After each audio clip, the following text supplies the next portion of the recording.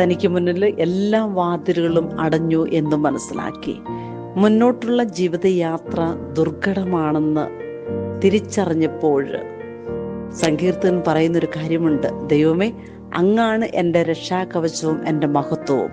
അവിടുന്ന് മാത്രമാണ് എന്നെ ശിരസ്സ് ഉയർത്തി നിർത്തുന്നത്. ഒരുപക്ഷെ നിന്റെ ബിസിനസ് മേഖല, അല്ലെങ്കിൽ കുടുംബജീവിതം, ജോലി മേഖല, ഒന്നിനു പുറകെ ഒന്നായിട്ട് കഷ്ടങ്ങൾ, നഷ്ടങ്ങൾ, വേദനകൾ, രോഗങ്ങൾ മാത്രമായിരിക്കാം.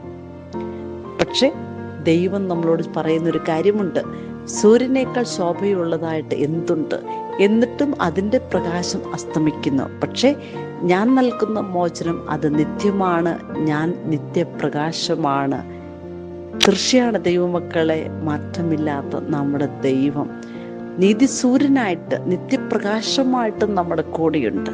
നമ്മൾ ഭയപ്പെടാതെ ഉറച്ചു നിൽക്കുവാൻ ദൈവമായ കർത്താവ് നമ്മളോട് ഇന്നത്തെ ദിവസം ആവശ്യപ്പെടുകയാണ്.